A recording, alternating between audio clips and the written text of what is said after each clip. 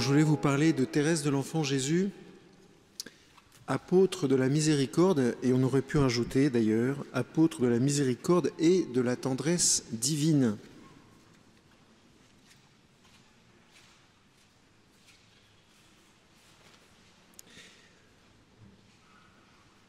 Je ne sais pas pour vous, mais en tous les cas pour moi c'est simple et clair. Nous rêvons tous d'être heureux, non ? Personne ne rêve d'être malheureux. Bon, et quelqu'un qui est heureux totalement, c'est quelqu'un qui est dans la gloire, voyez. Donc on pourrait prendre encore un autre raccourci et dire que nous rêvons tous de gloire et nous rêvons tous d'être heureux. C'est pour ça que Thérèse de l'Enfant Jésus, quand elle s'adresse au bon Dieu, elle demande tout. Elle demande le maximum. Alors ça nous rappelle deux frères dans l'Écriture, hein, les frères Zébédée, qui voulaient être assis à la droite et à la gauche de Dieu. Et c'est pour ça que le Seigneur leur a dit d'avoir un cœur d'enfant, parce que c'était la meilleure façon d'être tout près du bon Dieu. Deuxième point, ça sera que c'est possible. Thérèse nous aide à comprendre qu'il est possible d'être heureux, vraiment, et qu'il est possible d'être rempli de la gloire de Dieu. Et ensuite, Thérèse nous fait comprendre, à travers 3 grandes étapes, comment cela se réalise, ou comment cela peut se réaliser dans notre vie. D'abord par le constat de notre pauvreté, de notre misère, de l'état dans lequel nous sommes. Ensuite, le constat aussi de la promesse de Dieu. On se souvient quand le pape François, au début de son pontificat, a eu cette parole, ne vous laissez pas voler les promesses de Dieu. Et enfin, la 3e étape, dont on vient de parler finalement, c'est l'abandon à la confiance. Quand Thérèse meurt, il semblerait qu'elle ait la prescience de ce qui va lui arriver, à quel point elle va être aimée et à quel point elle va être exaucée dans son vœu d'être sainte. Et c'est pour ça qu'elle prend une sœur à part et elle lui dit « N'oubliez pas de dire que j'ai beaucoup souffert. J'ai beaucoup souffert. » Alors on va commencer, si vous le voulez bien, par suivre Thérèse de l'Enfant Jésus à travers les vicissitudes de son existence. Pourquoi ? Simplement pour se rendre compte que entre sa vie et la nôtre, finalement, il y a vraiment des points communs. Alors, on n'a pas tous perdu notre maman à 4 ans, heureusement, mais elle aussi a eu des misères et des choses très graves qui, finalement, ont même entamé sa personnalité psychologique, sa solidité, sa stabilité. Je dis ça parce que souvent, on se retourne vers le bon Dieu et on lui dit « Mais Seigneur, si ma psychologie était meilleure, si mes nerfs étaient plus solides, si je n'avais pas vécu cet événement dans mon enfance ou dans mon adolescence, cet événement grave, jamais je serais comme je suis aujourd'hui, sous-entendu, je serais quelqu'un de bien mieux. » Sûrement. Mais Thérèse nous dit que même avec de graves blessures, avec de graves difficultés, nous pouvons devenir quelqu'un de très bien. Nous pouvons être remplis de la gloire de Dieu. Donc elle perd sa maman à 4 ans et elle perd à nouveau sa mère à 8 ans avec le départ de Pauline au Carmel. De là va naître des troubles psychologiques graves. Et c'est important d'en parler parce qu'il me semble que nous sommes dans une société, nous sommes nombreux à avoir eu ou à avoir des troubles psychologiques. Alors, au nom de Thérèse, je voudrais vous dire une chose, c'est pas grave, on s'en sort, on peut vivre avec. Parfois, le Seigneur nous guérit, parfois, il nous fait l'honneur de nous laisser avec lui sur la croix. Dans les deux cas, on porte des fruits. Peut-être que parfois, quand le Seigneur nous fait l'honneur de nous unir à lui sur la croix, on en porte plus des fruits. Donc Thérèse avait des troubles psychiques graves. Elle a été guérie, mais elle en a gardé les traces toute sa vie. Une fois de plus, ça n'empêche pas de marcher vers le Seigneur. Et la Sainte Vierge va la soutenir. Ses sœurs, sa famille, on va en parler, mais la Sainte Vierge la soutient. Là encore, c'est le signe que quel que soit ce que nous ayons à vivre dans notre existence, la Sainte Vierge est là et nous soutient. Je n'ai pas le temps de vous faire la citation complète maintenant, mais vous pouvez aller voir le manuscrit A, 30 verso. C'est comme dans la Bible, vous irez voir le manuscrit, c'est assez facile de vous repérer. Donc Thérèse va être soutenue par la Sainte Vierge qui va lui apparaître. Vous connaissez la fameuse histoire de la Vierge du sourire. Mais il va lui arriver une chose étonnante, c'est qu'elle va dire ce qui s'est passé à beaucoup de monde, entre autres à sa sœur. Elle va dévoiler le secret du roi à sa sœur. Alors le Seigneur, quand il donne quelque chose à quelqu'un, il n'a pas l'habitude de le retirer.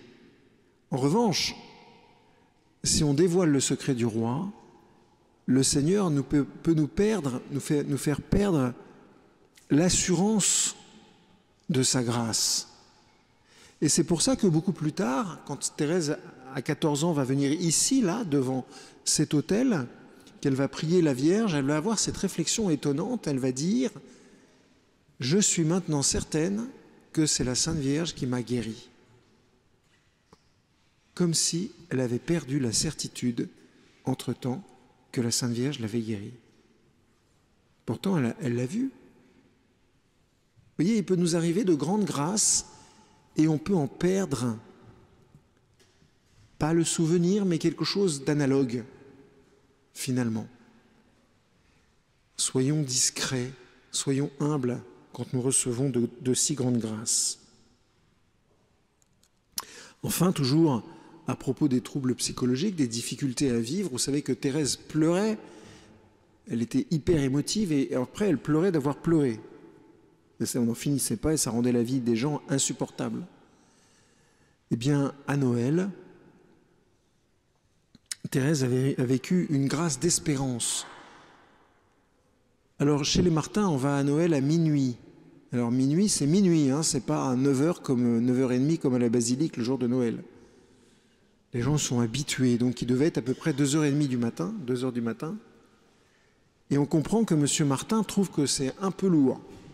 Et donc il dit à sa fille, qui est à côté de lui, à sa grande fille, « Ouf, c'est la dernière fois ». Ce que ça veut dire simplement, c'est que chez les Martins, on fêtait Noël jusqu'à l'âge de 14 ans.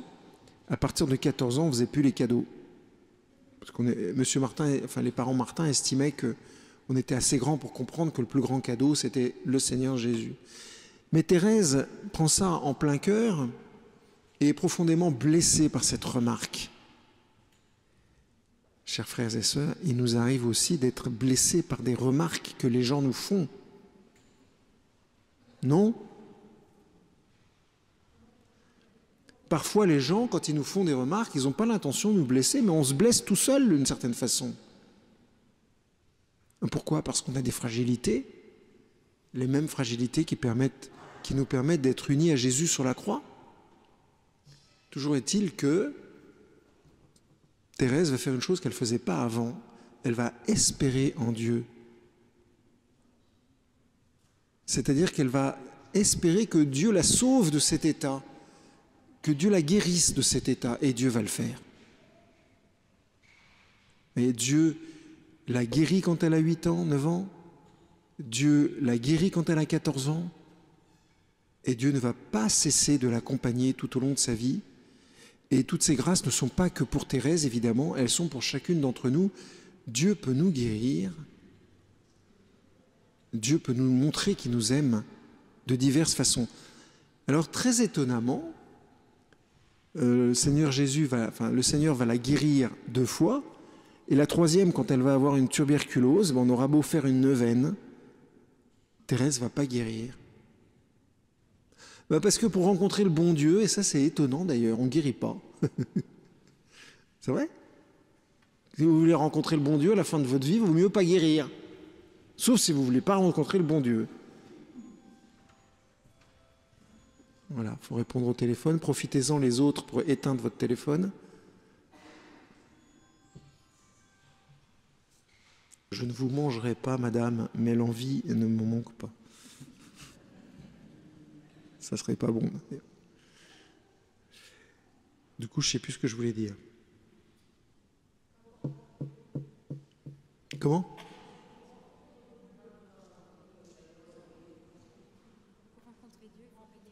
Ah, pour rencontrer Dieu, à la fin, il faut mourir.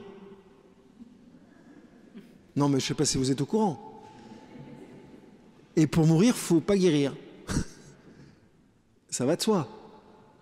Donc, un conseil d'amis, cherchez pas trop à guérir si vous voulez rencontrer Dieu d'une certaine façon. Je dis ça sous le mode de la plaisanterie, mais je pense qu'il y a derrière une vérité spirituelle extrêmement belle. La mort est un moyen qui nous permet de rencontrer Dieu. Je ne suis pas en train de vous dire qu'il faut vous suicider. Et je ne suis pas non plus en train de vous dire qu'il ne faut pas vous soigner. Je dis simplement que il y a un moment, il ne faut pas guérir. Il y a un moment, on est unis à Jésus sur la croix d'une façon très belle, au point qu'on va y laisser la vie terrestre. C'est pas mal. En tous les cas, c'est ce qui va arriver à Thérèse à l'âge de 24 ans. Sa misère, Thérèse, elle l'a eue dans l'enfance, mais elle va aussi l'avoir dans sa vie d'adulte, puisque elle va voir la misère chez les autres. Et alors, ce qui est très intéressant, c'est que la première fois qu'elle se rend compte de la misère des autres, c'est de la misère des prêtres. Elle va voyager dans un compartiment avec 4 prêtres. Alors là, je ne sais pas ce qu'ils ont raconté, mais ça ne devait pas être terrible. Peut-être qu'ils ont été vulgaires, peut-être qu'ils ont manqué de charité, peut-être qu'ils ont mal parlé de leur évêque, peut-être qu'ils ont mal parlé des paroissiens, peut-être qu'ils ont mal parlé des sœurs. En tous les cas, ces 4 prêtres l'ont profondément choqué. Et vous voyez, ce qui est beau, c'est que ce n'est pas une raison pour nous, les prêtres, de ne pas être... Mais au lieu de s'arrêter à la misère des autres, elle va prendre la misère des autres, elle va s'asseoir à la table des pécheurs pour que le Seigneur puisse les sauver.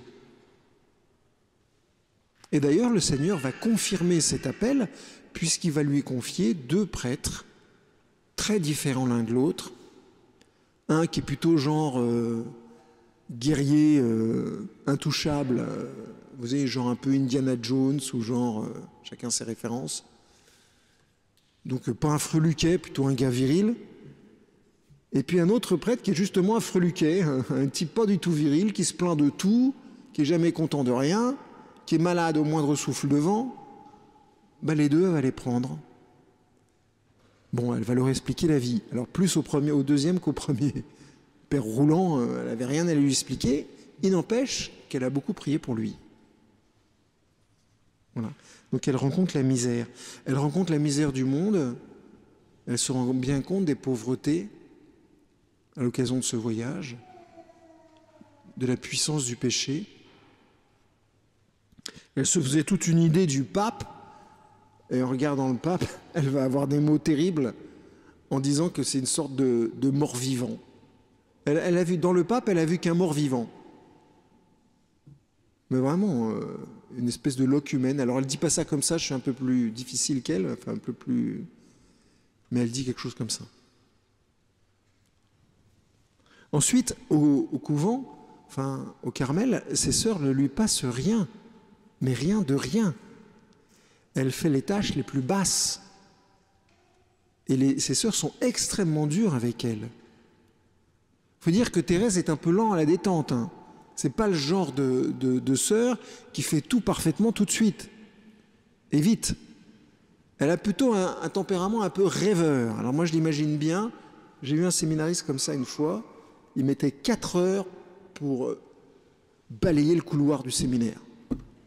Pourtant c'était pas là, c'était large d'1,50 m, long de 10 mètres, mais alors le gars, 4 heures. Thérèse était un peu pareil, je vois bien le genre que ça pouvait être. Ben, elle était toute en Dieu, alors elle y restait, mais le balai aussi, quoi. Il lui a fallu du temps pour comprendre qu'elle devait abandonner ses pensées pour servir le Seigneur à travers le balai. Il lui a fallu un peu de temps pour ça. Mais vous voyez comme le Seigneur est bon, le Seigneur ne l'a pas abandonné. Au bout du couloir, dans sa rêverie, le Seigneur lui a fait comprendre que si elle voulait grandir dans la sainteté, il fallait actionner le balai, quoi. Et pour ça, il utilisait ses sœurs, des sœurs un peu revêches, dures. Je dis ça parce que parfois, on trouve que les gens qui nous entourent, alors pas ici parce qu'on est entouré de saints évidemment, quoi, mais on trouve parfois que les gens sont un peu durs pour nous. On oublie que le Seigneur utilise ce moyen pour nous faire grandir dans l'amour de Dieu. Ce n'est pas une raison pour être des peaux de vache avec les autres, hein. Du style je te fais grandir dans l'amour de Dieu et v'lan une remarque cinglante. Mais quand on a une remarque cinglante, quand on a quelqu'un qui nous fait une... Essayons de demander à Thérèse comment elle aurait fait. Essayons de faire comme elle. Essayons d'aimer la personne. Puis la misère de la maladie. Alors elle a eu la maladie psychique au début. Elle a vu la maladie de sa mère quand elle était toute petite.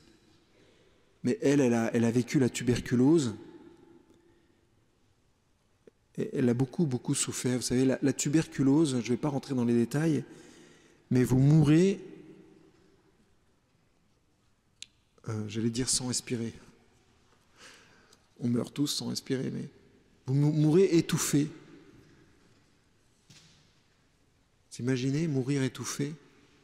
Et ça va prendre plusieurs semaines, plusieurs mois, cracher du sang. Et vous avez 24 ans, c'est pas haut 24 ans quand même. Et si vous croyez qu'à 24 ans, elle est sûre d'être une sainte, elle est dans la nuit de la foi, Thérèse. Elle ne sait rien de rien à ce moment-là. Elle le dit elle-même, hein. Je ne fais pas ce que je veux, je fais ce que je crois être bon, mais elle est dans l'obscurité totale. C'est là que l'obéissance va beaucoup l'aider. Mais Dieu lui a donné ses promesses.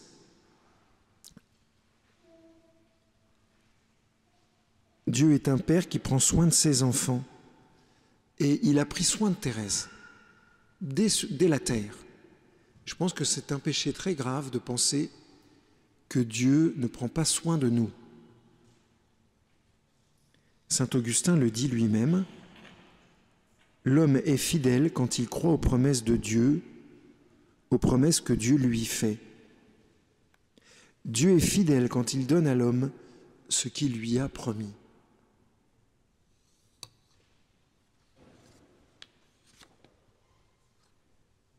Alors les promesses de Dieu, elles vont se réaliser d'abord dans son cadre familial.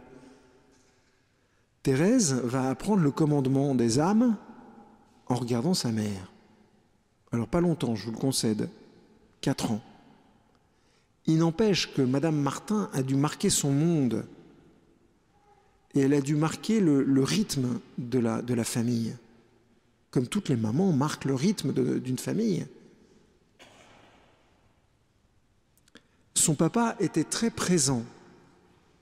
Alors sa maman gagnant un peu d'argent, même beaucoup, du coup M. Martin faisait de l'horlogerie, mais faisait de l'horlogerie pour s'occuper d'une certaine façon, au point qu'à un moment il va abandonner son travail d'horloger pour se mettre au service de sa femme. C'est drôle ça d'ailleurs. J'imagine certains maris au service de leur femme dans l'entreprise. Donc du coup, comme tout se passe à la maison, M. Martin est très présent. Je pense que M. Martin devait être aussi très présent dans sa façon d'être aux gens.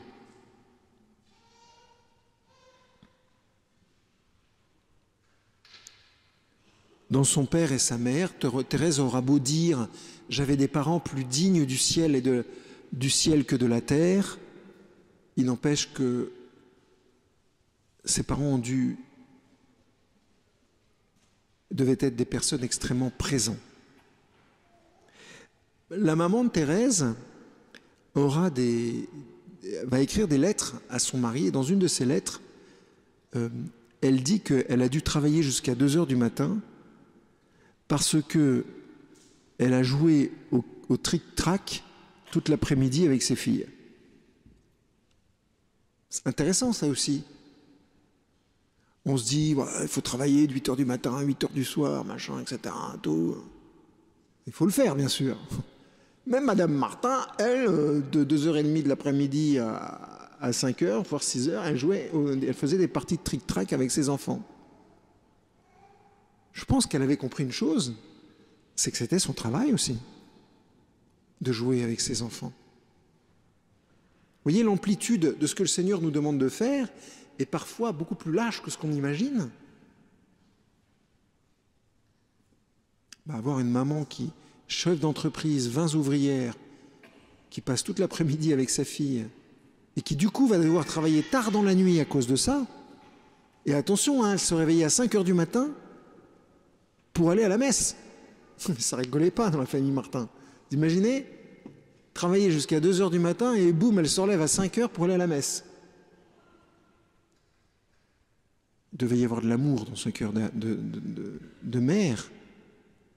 Et on comprend pourquoi ça a été un tel déchirement pour Thérèse de la perdre.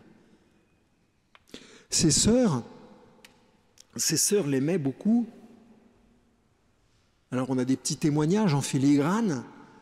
Si elle a tellement souffert d'avoir perdu Pauline, c'est que Pauline s'occupait tout particulièrement bien de Thérèse. Mais elle n'est pas la seule à le faire. Céline va le faire d'une façon magnifique, Marie va le faire d'une façon magnifique aussi. Il y avait dans cette famille-là, et elle le dit d'ailleurs, beaucoup d'amour entre les frères et sœurs, enfin plutôt entre les sœurs. Quant aux oncles et aux tantes, si on mesure l'amour de M. Guérin, de la famille Guérin, à la taille des poissons qu'il allait pêcher dans la rivière et qu'il envoyait régulièrement au Carmel, c'est étonnant d'ailleurs, les lettres, dans la vie de Thérèse, elle a eu sans problème l'autorisation d'écrire à son oncle et à sa tante.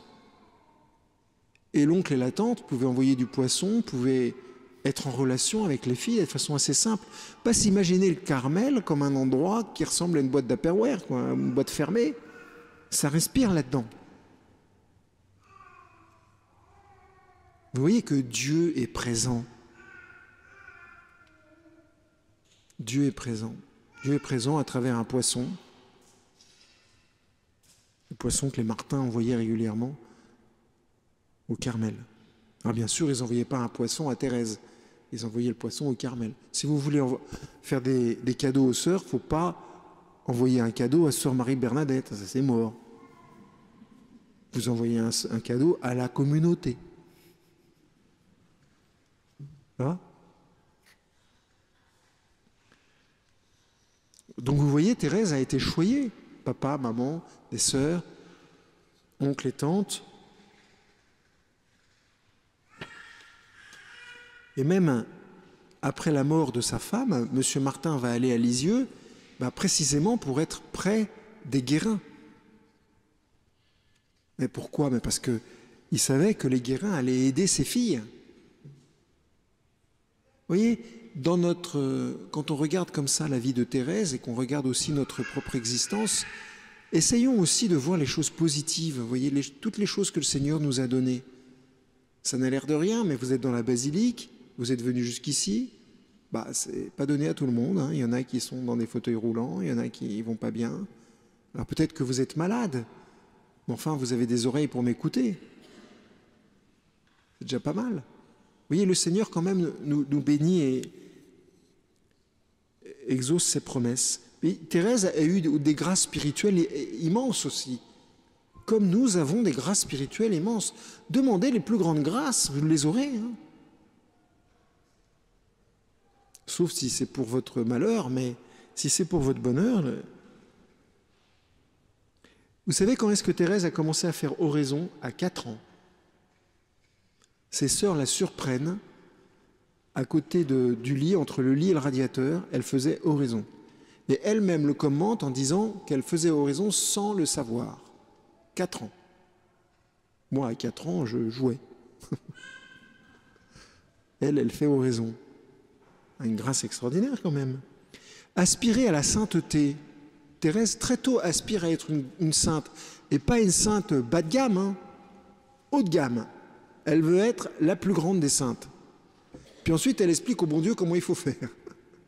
Et qu'elle veut être prêtre. Elle le dit clairement. Voilà.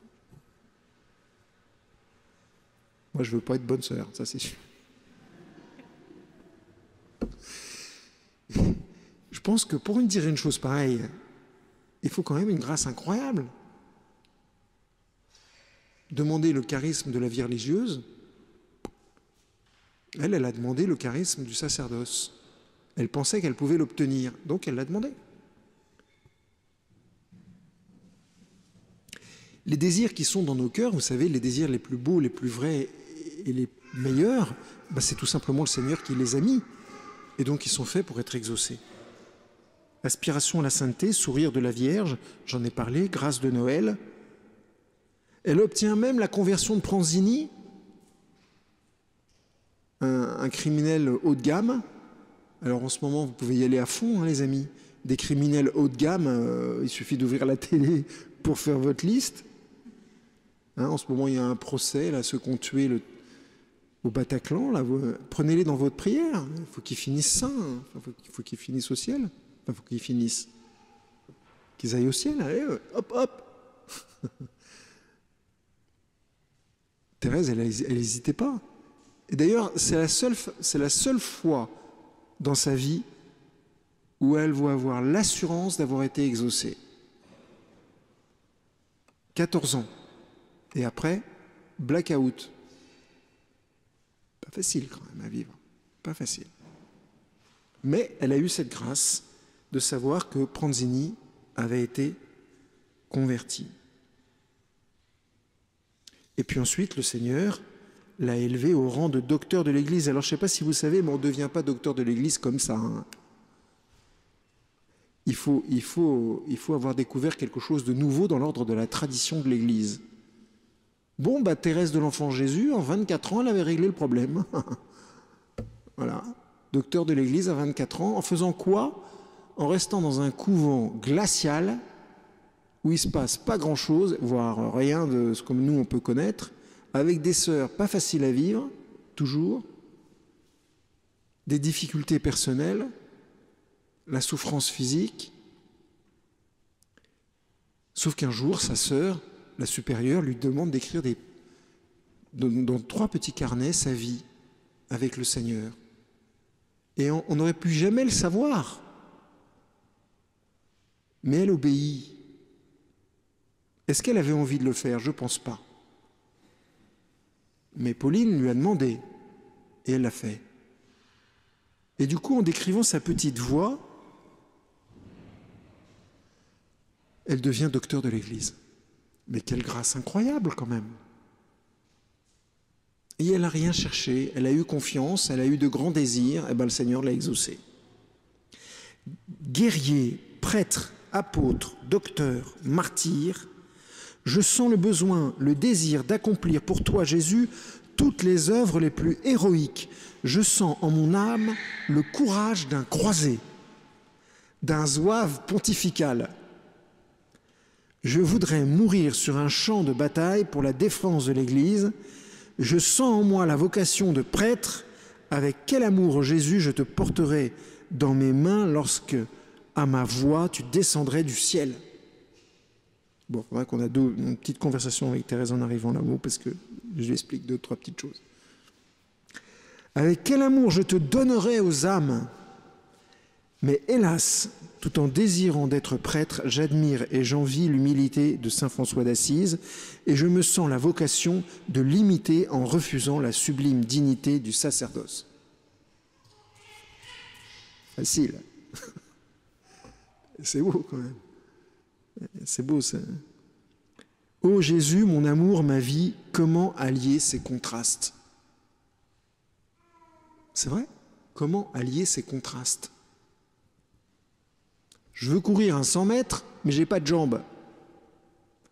Je veux être un grand savant, mais j'y comprends rien aux mathématiques et aux sciences. Et le Seigneur, vous voyez, parce que Thérèse a tellement confiance en lui, que comme un enfant, elle pense que c'est possible, puisque le Seigneur, pour le Seigneur, il n'y a rien d'impossible.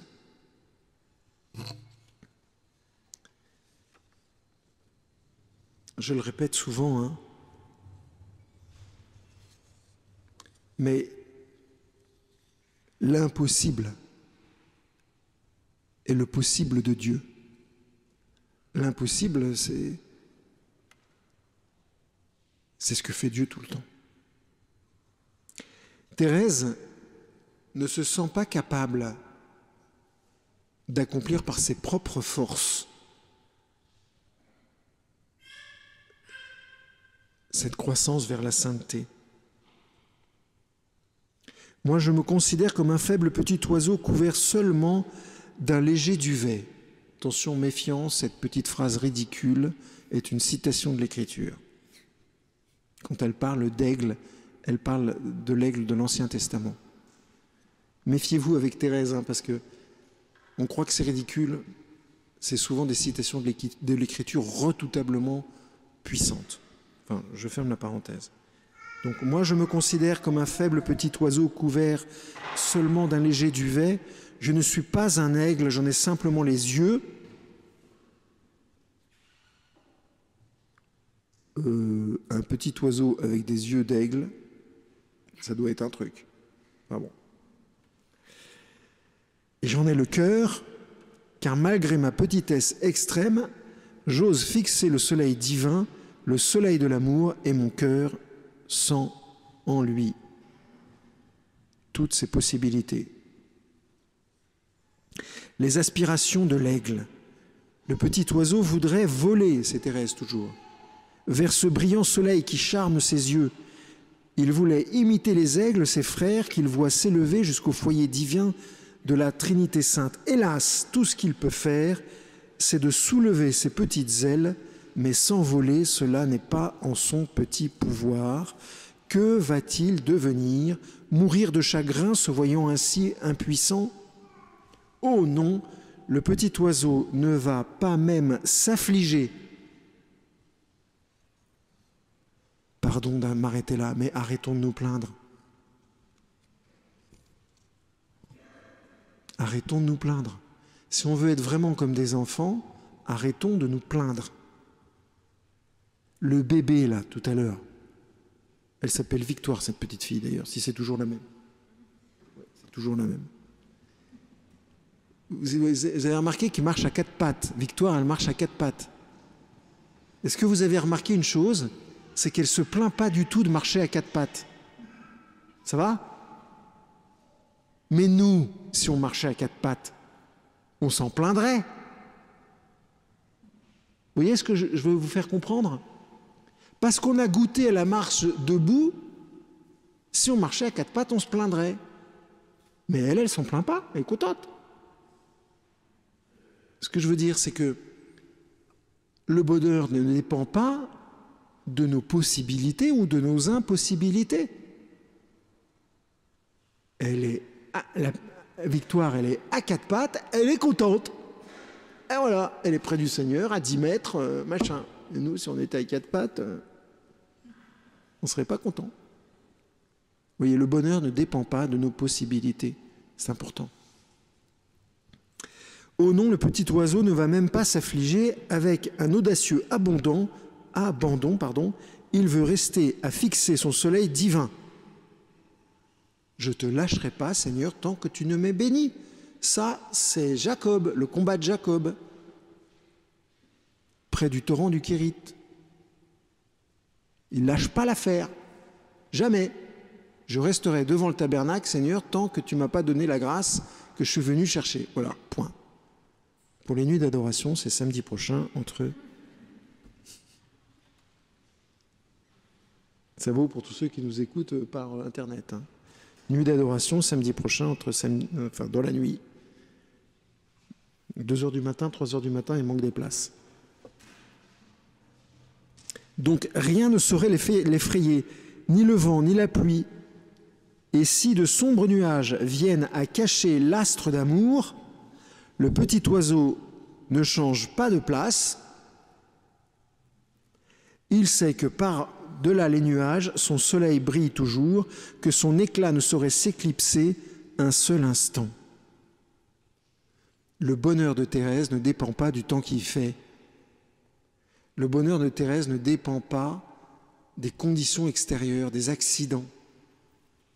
Elle a pour toujours mis son espérance en Dieu, qui ne déçoit jamais. Donc il peut pleuvoir, il peut neiger, il peut faire ce que... Ça ne l'atteint pas. Ce qui ne veut pas dire qu'elle ne va pas souffrir, mais son élan ne va pas être brisé. Parfois, il est vrai, le cœur du petit oiseau se trouve assailli par la tempête. Comprenez que parfois c'est la grosse galère, si je peux me permettre. C'est l'obscurité profonde. Il lui semble ne pas croire qu'il existe autre chose que les nuages qui l'enveloppent. Mais combien de fois, chers frères et sœurs, ça nous arrive? Parfois on se dit, mais c'est pas vrai, si Dieu existait, il ne permettrait pas ça. Et pourquoi je suis triste aujourd'hui et pourquoi je ne m'en sors pas? Je répète cette phrase, et lui semble ne pas croire qu'il existe autre chose que les nuages qui l'enveloppent.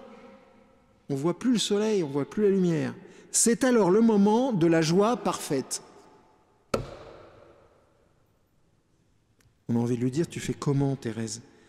Pour le pauvre petit être faible, quel bonheur pour lui de rester là quand même, de fixer l'invisible lumière qui se dérobe à sa foi. Ça veut dire quoi? Pourquoi François d'Assise, quand il est dans la neige, qui vient de se faire blackbouler de l'auberge par l'aubergiste avec son frère, pourquoi il dit cette même phrase, c'est la joie parfaite? Moi, je vous avoue que la première fois que j'ai entendu ça, je me dis, ouais, la joie parfaite dans la neige? La joie parfaite. J'aimerais bien voir la couleur de la joie parfaite. Mais en fait, c'est la joie parfaite parce qu'ils savent une chose, c'est que Dieu va agir tout de suite. Ils savent que Dieu est en train d'agir. François, il sait que Dieu ne va pas le laisser comme ça. Et il le vit. Au moment où il se fait jeter,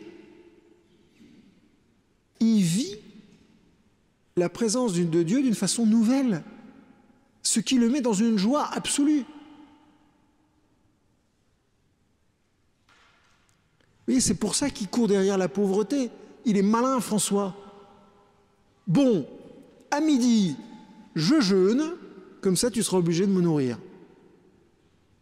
Vous voyez le genre Et il se fixe sur le réalisme divin, et uniquement le réalisme divin, vous voyez. Il met toute son espérance en Dieu, mais comme l'espérance de Dieu ne déçoit pas, il est comblé au-delà de ce que... Alors je ne sais pas si ce jour-là, le frère François et le frère Genièvre ont couché ailleurs que dans la neige. Mais ils étaient contents. Puis c'est la joie parfaite.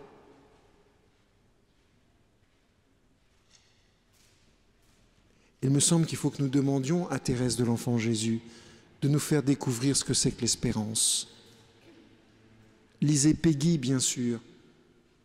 Mais Peggy nous en parle, je trouve, un petit peu de l'extérieur. Demandons à Thérèse de nous faire goûter ce qu'est l'espérance en profondeur, vous voyez? Comment, quand on espère, Dieu nous exauce toujours. Et comme du coup on redemande à Dieu ce qu'il nous a déjà donné, le mot préféré de ceux qui espèrent, c'est encore. Quel bonheur pour lui de rester là quand même. Elle parle d'elle, elle parle du petit oiseau, de fixer l'invisible lumière qui se dérobe à sa foi. Thérèse reste. Et du coup, elle va devenir apôtre. Ben oui, parce que quand on lit tout ça, eh ben on a tout simplement envie de le vivre. Parce que nous aussi, nous avons des misères. Parce que nous aussi, nous avons des pauvretés. Parce que nous aussi, on ne sait pas comment devenir des saints. On nous rabâche à longueur de temps qu'il faut devenir des saints. Ouais, mais vu les péchés que je me trimballe, c'est compliqué quand même. N'allez pas imaginer des trucs abracadabrants. Hein. Mais enfin, c'est vrai, c'est difficile de devenir un saint à vue humaine. Mais pas pour Thérèse. Parce que comme une mère caresse son enfant, ainsi je vous consolerai. Citation de l'Écriture, Isaïe. Je vous porterai sur mon sein, je vous bercerai sur mes genoux. Je désire accomplir parfaitement votre volonté, dit Thérèse, et arriver au degré de gloire que vous m'avez préparé dans votre royaume.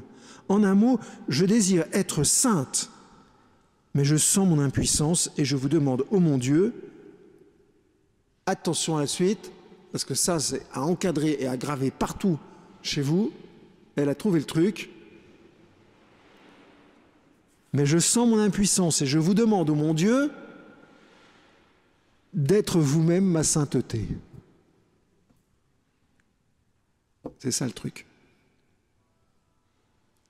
C'est de laisser Dieu vaincre en moi. C'est de laisser Dieu aimer en moi. C'est de laisser Dieu pardonner en moi. C'est de laisser Dieu être heureux en moi. Vous savez que quand Dieu vous regarde, il est heureux. Vous imaginez un père qui ne serait pas heureux quand il voit ses enfants? Mais vous imaginez 3 secondes que Dieu est en train de vous regarder, il est super content de vous voir. Bon, il est aussi en train de me dire, Père Antoine, c'est bon, il faut qu'il déjeune. Mais en même temps, Dieu est heureux de vous voir. En un mot, papa est content. C'est important, vous savez. Et même si parmi vous, il y a des grands pécheurs, Dieu vous aime encore plus.